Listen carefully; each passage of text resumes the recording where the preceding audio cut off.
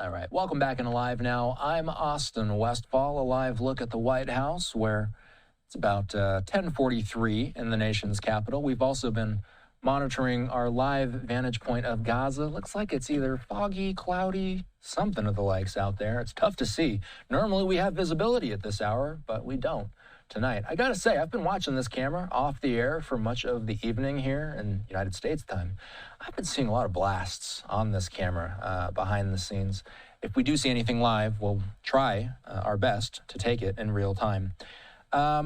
As I mentioned before the commercial break, though, it's been a busy week as it relates to the Middle East.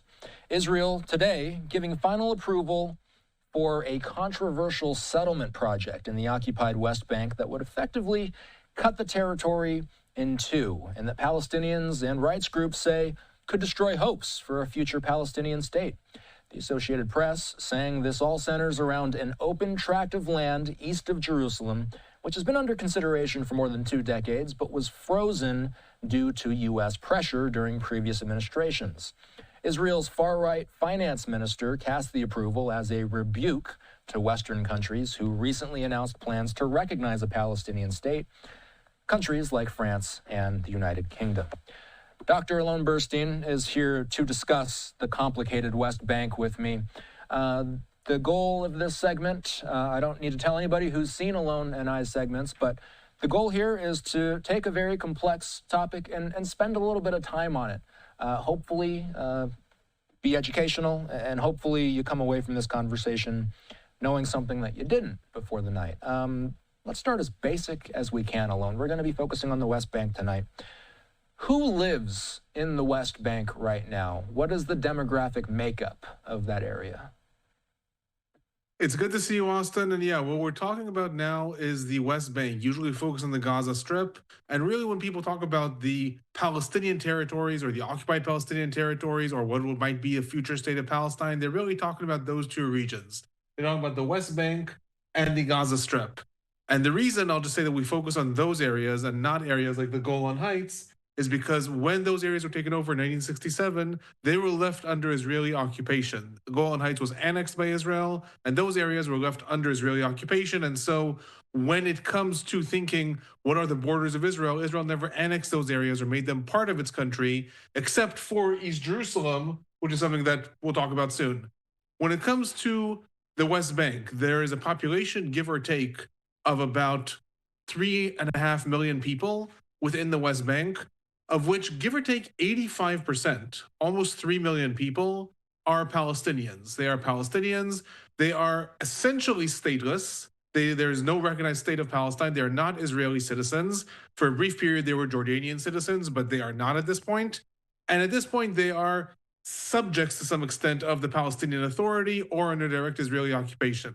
The rest, give or take 500,000, are Israelis. Some of these live in settlements throughout the West Bank, and some of them live in East Jerusalem. East Jerusalem is one of the more complex areas because it has been annexed by Israel, so Israel does not consider that part of the West Bank. Israel considers them, fully part of the state of Israel. But according to international law, and according to what at least is going to be debated probably at some point in the International Court of Justice and things like that, is what's the West Bank as it was captured in 1967, which includes East Jerusalem. So the demographic makeup, about 3.5 million people, roughly 3 million Palestinians, roughly 500,000 Israelis. I'm going to ask you a purposefully loaded question, and maybe you can use the map behind you to help us understand. Who owns the land in the West Bank? You just talked about one portion of it, but how would you answer that question as a whole? So the question of land ownership, right, could be a legal one, a moral one, a historic one. In this region, a lot of people say a religious one. Who should own the land? On the ground, the facts on the ground are that in 1967, as a result of a war that lasted 6 days, called different things in different parts of the world, this entire area was taken over by Israel from Jordan. From that point, Israel was the de facto rule on the ground. However, between 1967 and 1993, the area was left entirely under direct Israeli military occupation. That means that it's not the Israeli law that pertains to that territory, it's martial law that has a different set of regulations. Israeli citizens in that territory are subject to Israeli law and Palestinians are subject to martial law. It's one of the more controversial aspects. Then in 1993 to 2000, we had an attempted peace process, I'll say, between Israel and the leadership of the Palestinians, the Palestine Liberation Organization, and that territory became divided. The territory became divided. So right now it is divided into three different parts. The main Palestinian cities, and you can see here some examples: Tulkarem, Nablus, Ramallah, Jericho, Bethlehem, Hebron. Those areas are under control of the Palestinian Authority, a quasi-state situation. But that's about 20% of the West Bank. Then another 20% of the West Bank is a mixed control. It is direct Israeli military control, and the Palestinian Authority also. It's divided based on security or civil things. Extremely complicated. In my course on the Israeli-Palestinian conflict, we spend 2 weeks just on those areas. Then 60% of the West Bank remains what is known as Area C, that is complete IDF control of the Israeli military. The majority of the West Bank is still under direct Israeli occupation and martial law. So throughout the West Bank, we have three different zones of control. Some of them are direct Israeli military, some of them are Palestinian Authority, some of them are mixed. But overarchingly, who controls the airspace? Who controls the border crossings? That is all the Israeli military. And really what we're talking about is the settlement project, that is where the Israelis live in the West Bank, that is spread throughout the West Bank amidst the Palestinians. That's where a lot of the complexity comes in. So I'm going to read a little bit of a quote from Israel's far-right finance minister, Bezalel Smotrich. He's a former settler leader, I must add. He said, the Palestinian state is being erased from the table, not with slogans, but with actions, he says.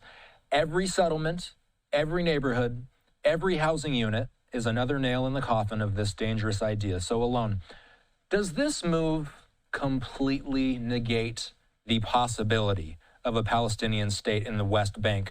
Would Jewish people likely need to move out of the West Bank if that were to happen? So I'll take us back just for a brief moment to history to look at the settlement project, and then from there take to how Smotrich sees it, at least these days.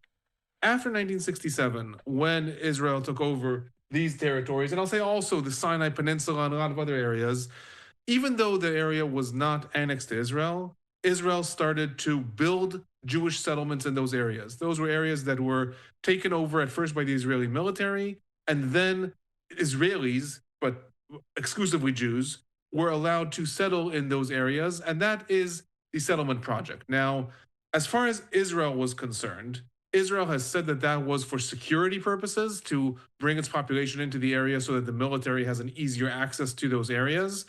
And that is how Israel has justified that historically over time, because according to the Fourth Geneva Convention, it's illegal to build settlements in an occupied territory, but Israel has said it's not for settlement, it's for security purposes. However, a large segment of what's known as the religious Zionist population, and also increasingly the Israeli population by and large, has viewed the settlements also as part of an organic security development and a way to expand the borders and ensure that there is no creation of a Palestinian state in those areas of the West Bank. And it used to be also in the Gaza Strip. Israel evacuated settlements in the Gaza Strip in 2005, but now there's talk, we've talked about that in the past, of possibly reinstating those settlements. So really the settlements can be viewed in two different ways from the Israeli perspective. The official stance is that they are a security necessity, and that is why, even though it violates international law, Israel says, but it's still permissible because it's a security necessity. But as far as people like Bezalel Smotrich, Itamar Ben-Gvir, and again, a growing population also of the Likud supporters, they see settlements as part of a mission to ensure that the entire territory remains Israeli and therefore has no Palestinian state, no Palestinian entity. In theory, if there was a division of a two-state solution between a Jewish state, i.e. Israel, and a Palestinian state, i.e. the state of Palestine, the settlements would have to be evacuated. Now, there's some controversy about that because, in theory, Israel has an Arab Palestinian population that is a minority that are citizens. So why couldn't Jews remain as citizens within the future state of Palestine? And that was actually negotiated as part of the peace process back in the 90s. There was a question that was negotiated. It's been argued by the Palestinian side that Jews and Israelis would be able to stay there, but only after they evacuated. They would have to evacuate so that the state of Palestine could be born, and then they could come back as and get citizenship in whatever way. Very, very questionable if that would actually happen, but in theory, yes, the settlements would have to be evacuated in order to have some sort of future Palestinian state. So I don't know if you want to now talk about what was approved specifically, or we can talk about that later. It would be a good time to do that, I think. So, and just to give folks some context, basically, Israel gave final approval Wednesday for a controversial settlement project. But Alon, it wasn't just this week. This has been discussed for a long time. So the settlements in the West Bank, and again, we're talking about the West Bank really since 2005, are really divided into, I'd say, two broad types. One are official settlements, settlements that the Israeli government has taken over the territory and given it over to Israelis or Jews. And those settlements are what's called recognized settlements. They're recognized by the Israeli state. Then there are also unrecognized settlements, settlements that even by Israeli law are illegal, which is usually different organizations that come and take over a Palestinian hill and declare this is now the settlement of so-and-so. What we're talking about now is a very, very strategic and geographic area. So Jerusalem, which you can see on the map here, was divided. It was a divided city between 1940 and 1967. West Jerusalem belonged to Israel, and East Jerusalem belonged to Jordan. Then, after 1967, Israel takes over the entire West Bank, that includes East Jerusalem, and Israel annexed East Jerusalem and said that's now all part of Israel.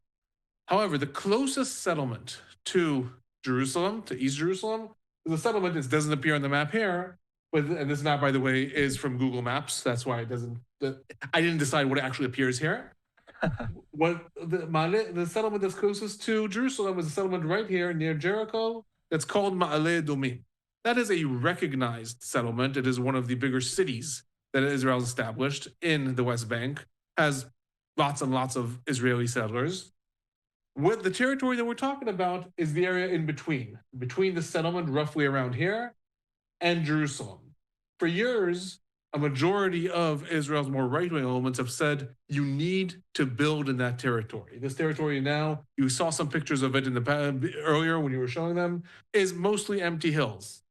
But Israel has said even the small Palestinian villages that exist there need to be evacuated in order to build there, because if that does happen, that is a major blow to the idea that the West Bank can be one Palestinian entity. If between a settlement right around here and Jerusalem, you have a connection of the territory with Israeli settlers, it is going to be almost impossible for Palestinians to travel, for example, from Bethlehem up to Nablus or up to Ramallah without going through Israeli checkpoints, going through Israeli settlements. It's going to create a de facto on the ground situation that makes it that much harder to actually envision a Palestinian state. Now, I will say, can settlements not be evacuated? They can.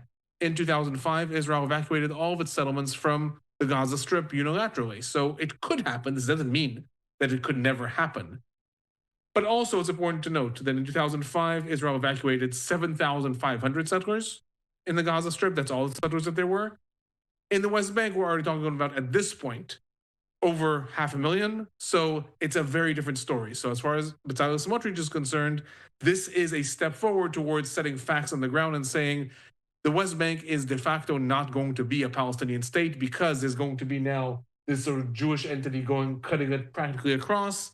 And therefore, he's seeing this as a final nail in the many nails that he's putting into the coffin of the Palestinian state. Some video of Smotrich and Netanyahu together. Alon, if a Palestinian state were to be unequivocally accepted, and when I say that, I mean by Israel, the U.S., etc., if that were to happen, where would it be? The West Bank is divided. Gaza is in rubble. Where would a Palestinian state be? Is there any clarity? So when people talk about the two-state solution, what they are typically talking about is a Palestinian state in the West Bank and the Gaza Strip, and the state of Israel along the borders that are not marked in green, along these more internationally recognized borders over here. Now, you ask the valid question, well, Gaza is in complete ruins. True. However, lots and lots and lots of very rich countries, from Qatar to the United Arab Emirates to Saudi Arabia, are all willing and able to rebuild Gaza. And they keep on saying, if this is part of a vision of a future Palestinian state. Again, in theory, if there were a Palestinian state in these two entities, yes, it's true, they're not divided, they're not connected. There was a plan when they were discussing this in the year 2000 to have a system of bridges and tunnels that go here. But many people have brought up, even cases like Alaska, and have shown that, okay, but you can have a country even if the territory is somewhat divided, and that is okay. So theoretically, when they talk about the two-state solution, it would be the Gaza Strip and the West Bank that would be evacuated of Israeli settlements. That would be the state of Palestine, and the rest of this would be the state of Israel. That is typically what people are talking about. The most controversial aspects. Let's say, for example, that we are in a situation where Israel and the United States also even accept this. The most controversial things that have never been worked out when it came to negotiations between the sides are two main aspects. One, what happens to Jerusalem? East Jerusalem, like I said, belongs in theory to the West Bank, but Israel has annexed it and has accepted it into the state of Israel. The population, the Palestinian population, not exactly given citizenship, but given permanent residency status. And Israel says that's non-negotiable. It's very important because the old city of Jerusalem that contains the Western Wall, holiest site in Judaism, the Dome of the Rock and the Al-Aqsa Mosque, the third holiest site in Islam, as well as the Church of the Holy Sepulchre, one of the holiest sites in Christianity, are all in East Jerusalem. So who owns that? Very, very important. That's never been worked out, no matter how close we've come to any agreement. Fact number one. Fact number two, there is a question of Palestinian refugees throughout the world. Palestinian situation of refugees is very complicated, different than other refugees in the world. Palestinian refugeehood is passed on through generations. According to the United Nations, the definition of Palestinian refugee, even if you belong as a citizen of the country or a child and you were never kicked out of Palestine, then that doesn't matter. You still can be a refugee. And the Palestinian leadership has always said, state of Palestine or no state of Palestine, Palestinian refugees should have the right to return to their ancestral home, which is Israel in this case, to towns like Haifa, towns like Jaffa, towns like Beersheba. And that's something that Israel also says is an absolute no-go. So even if there was a situation where settlements were evacuated, those two things have yet to ever be resolved. But I think it's also just very important to note the timing in this. The reason that Smotrich is pushing this forward right now, I would say there's two main reasons.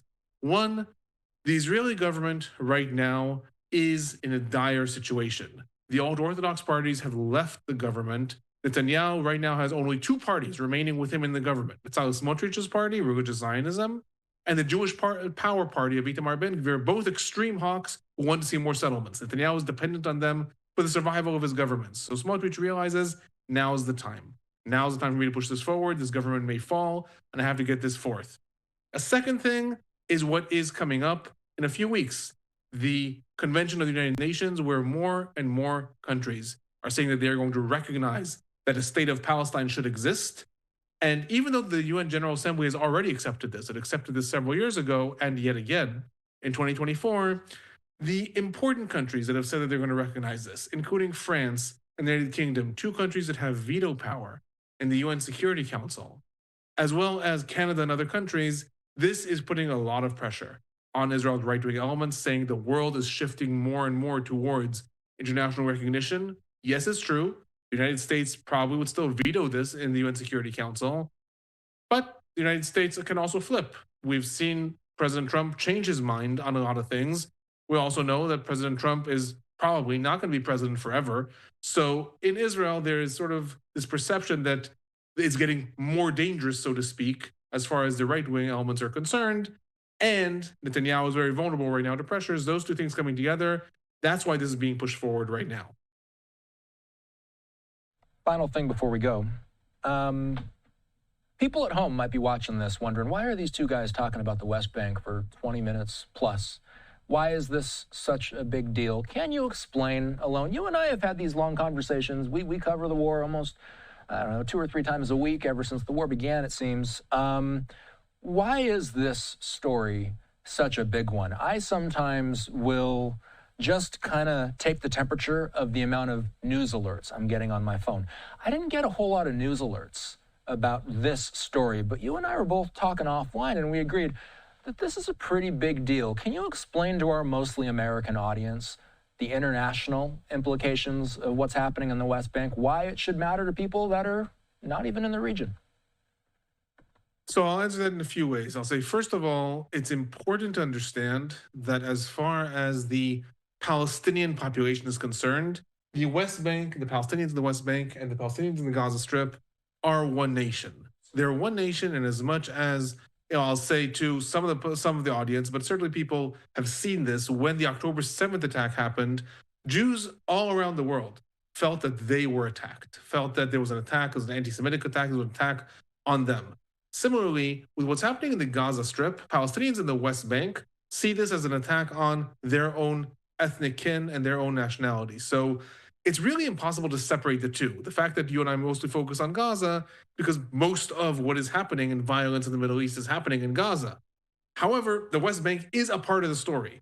And what happens in the West Bank ends up affecting Gaza as well. Hamas has said, whether we believe them or not, Hamas has said in 2021 and after that in 2023 that it was as a result, or at least they saw, that Israel was carrying out more actions in Jerusalem, and that's why they carried out that attack. Now, I will say, I often say, do I understand and accept what Hamas is saying or not? That is one of the points where, no, I don't actually see from looking at their internal documents, that was not the reason for the attack. But the fact that they said that means that as far as the Palestinian entity is concerned, they see this as connected. So this will have a lot of effect and influence on the war itself in Gaza. So that's one reason why, if you care about the war in Gaza, then you should care also about the West Bank. A second reason is the explosive nature of the Israeli-Palestinian conflict. We've seen this with campus protests that happened all last year. We saw what an issue this became in the presidential elections. In theory, what happens in Israel across the world should not be one of the main elements that ends up influencing the presidential elections in the United States, but it was. Similarly, if the situation in the West Bank escalates, we would see an outbreak of violence that would influence Israel as well, it's going to look very different than what we see in the Gaza Strip. In the Gaza Strip, the violence is contained primarily to Gaza at this point, with occasional rockets that are fired into Israel. But when there was violence that spiraled from the West Bank in the years 1987, 1993, or in the years 2000 to 2004, we saw suicide attacks going off in Jerusalem several times a month. Those types of things, like I said, are going to end up impacting the world political situation as well. You can't avoid it. The Israeli-Palestinian conflict is one of the most explosive things in the world. Whether you agree with the reasons or not, it's a fact. So the fact that the West Bank, and specifically the idea that a Palestinian state would be cut off, and that Israel is perceiving and presenting as though it's expanding its influence in the West Bank in a way that's meant to stop a Palestinian state, extend Jerusalem and East Jerusalem, is very likely going to affect the region. It's very likely going to affect the Israeli-Palestinian conflict. And those things trickle out and they end up influencing American politics very much. We're going to see this in the campaign in New York. We're already seeing what is each candidate saying about the Jewish population, the Muslim population, and what they're saying about the Israeli-Palestinian conflict. We're going to end up seeing this as one of the facets that influence the elections in the coming year, or in the next year. And we're going to end up seeing this probably following us through. So while the West Bank is not the focus of attention, it unfortunately has the potential to become something that influences the way international politics actually is run. This stuff is worth tracking. Alon Burstein, as always, we appreciate your academic angle of analysis. We will. I'll just let you take it away. Your YouTube channel, again, I'll just say it's rebranded recently. Do you want to just let the people know where they can watch you? So you can feel free to follow me. It's called the Israel-Palestine Report. You can just look up Alon Burstein or the Israel-Palestine Report on YouTube, and being launched in a lot of other platforms as well. But I'm not a social media expert yet, so for now, YouTube is the best place to find me. And I just upload weekly summaries of what's going on in the region. And if you have any questions or comments, you can also hit me in comments there as well. Good to see you, Alon. Have a good night. Thank you. Have a good night.